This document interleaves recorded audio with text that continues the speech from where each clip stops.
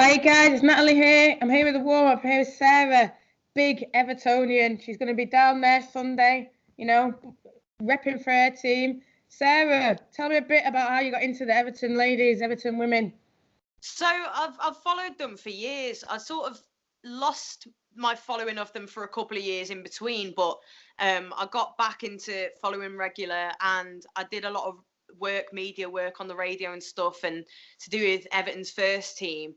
And through that, I saw that there wasn't really much going on with Everton women's side when I was going to the games. They'd obviously have a few articles on the website and stuff, but in terms of match day content and interviews and stuff, that wasn't really going on. So I actually just started going down there and turning up with my little phone and stuff. And I spoke to someone at Everton and said, listen, do you mind if I grab a couple of words with some of the players after the games? And they said that was okay, as long as I was obviously professional enough with what I asked and stuff. So I did, and the first players I interviewed was actually Gabby George, Kirsty Lavelle, and Claudia Walker. Yeah, so a Mancunian there was the first one I interviewed, and Gabby George. And it went really well, and I started doing that more and more. And actually, the club sort of said, we quite like what you're doing. How's about, do you want to do it for us? So of course, my head just exploded, and now I travel with the team and do all the match day content with them, and I just couldn't be happier with it. Like, the women's game as a whole, for me, like, we all love the men's game as well, but the women's game, for me, that grassroots feel about it, and you know the score, Natalie.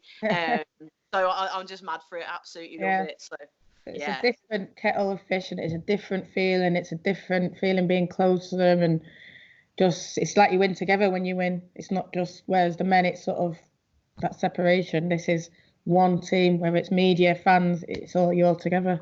100%, and that is exactly it. I'm just a fan. I'm an Evertonian, and I feel as part of the team as you are. I see on Twitter you're interacting constantly. The girls, the players, the manager all know you and love you, and constantly say how big of an impact you guys make to getting the results over the line and stuff. So yeah, we love it, don't we? Yeah, definitely. That's what it's all about at the end of the day. 3 points, getting the wins, moving forwards, getting the silverware.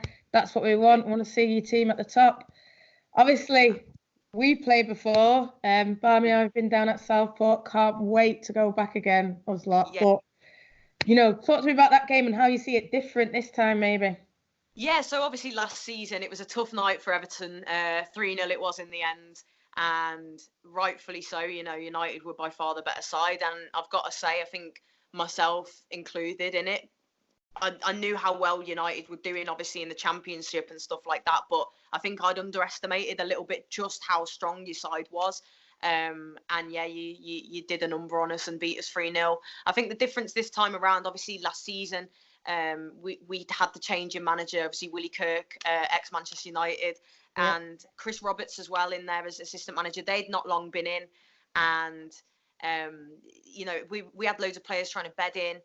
We've got a really young side, and we've got a lot of talent in there. But over the summer, we signed some top players like Kika Van Ness, Mav Clemeron, French international, Tini Corpellarica, the new goalkeeper as well, Molly Pike, Esme Morgan in there. So Lucy Graham as well. We've made some really good additions, and I feel like we're just a different side. We're on 9 points already, which is what we got last season. It pretty much in total. If it hadn't have been for what had happened with the Oval last season, Everton would have got relegated. So we had to invest, and we've done that. And I think there's just the style of football that Willie and Chris are trying to develop, and the new players bedding in. It's all just starting to come into fruition. And we've seen us come against a really good side earlier in the season against Manchester City, who of course you guys beat comfortably. Easy work.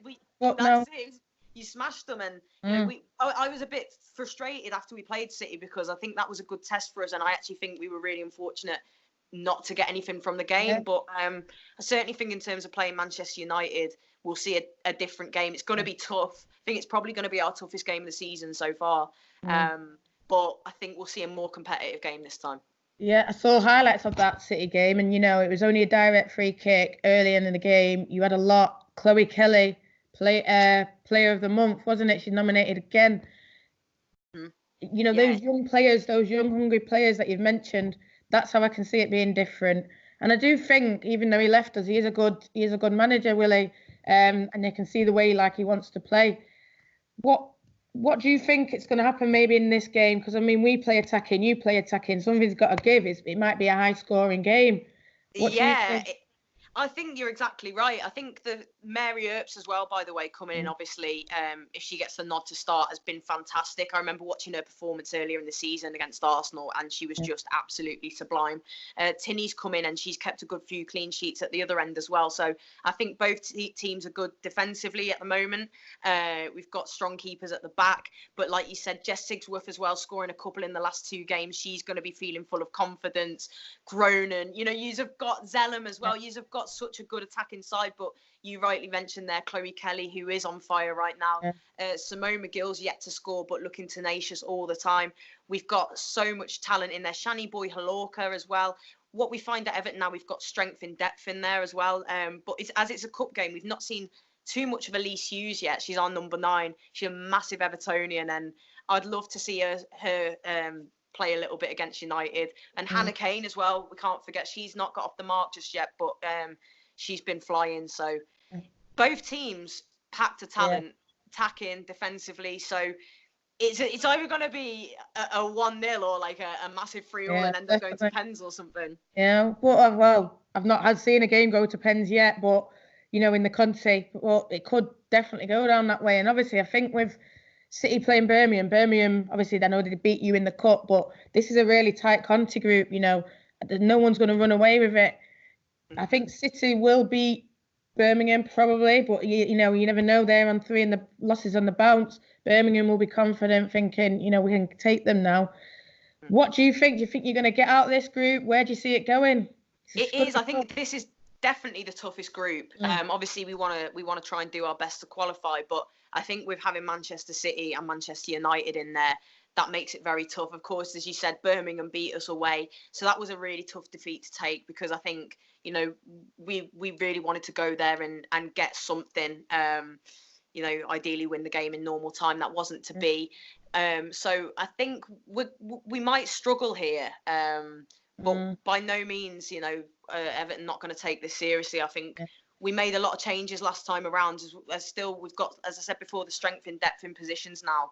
Everyone's competing for that place. So I think sometimes we might use the Conti Cup to try different things, but by no means not take it seriously, because you want to see your team win trophies. And this time around, I think, whereas last season we were concentrating on, staying in the league kind of thing, it'd be good to see us see what we can do in the league and push as far as we can. So we really, really want to make it out this group, but it will be tough.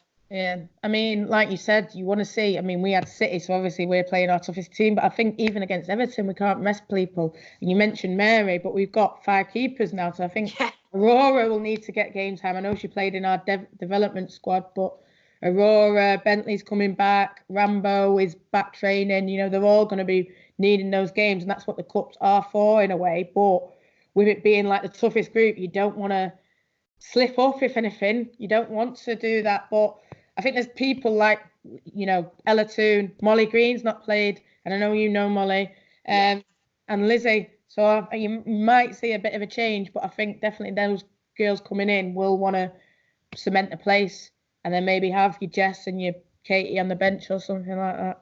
And like you just said, those young players there, like your Ella Toons and stuff. And I just want to say as well about Lauren James, what a player. Like, she's just so exciting to watch.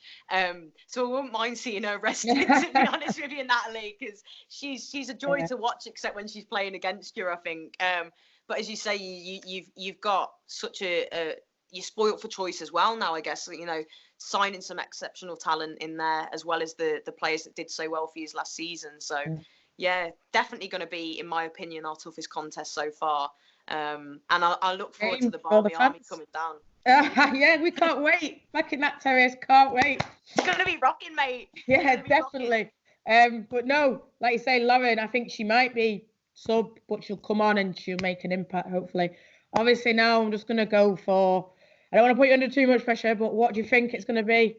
I think it's going to be a really, really tough game. I wouldn't be surprised to see this maybe a 2-all and go to penalties. And yeah, and it'd be interesting to see what happens as well, because I've not seen Tinny. It would be Kirsty Lavelle, of course, actually in goal, because we saw her play last time in the Conti Cup. I don't want it to go to penalties because I hate penalty shootouts, but my gut feeling is that it might be a draw. I'm going to go 2-2. Yeah, no, you know what? We played Reading, we beat them, we beat City, but I think, you know, Everton are that up and coming dark horse in the WSL, so I think it's going to be really tough. So yeah, you know, I wouldn't, if we do say rotate them and this, and you know, and your strong team, you know, I could see it 2-2, even a 3-3. You know, who knows? There'll be goals, I think. But that'll be good. That's what people want to see, goals. So obviously you want the points to move up the Conti and qualify out of it, but you know, I take a draw definitely away. Yeah. Well, I think that's it, and I think that the difference is now Everton really need to try and push on and win this if we want to try and progress. Progress because of the result against Birmingham earlier on in the competition. So I think we are going to go all out for it. Had we got the win there, I think a point would have been like, and then penalties or whatever. But I think, yeah, I can see it being a high scoring draw. Yeah. Well, hopefully we get that little 3-2 win at the end, but never know. I'll see you down there, boss. Yeah. You're open 3-2 your way. Yeah, 3-2 our way. But I'll see you down there, boss. Thanks a lot for doing this. See you soon. My pleasure, mate. Absolute pleasure. Love what you do. Keep it up, mate. Thank you.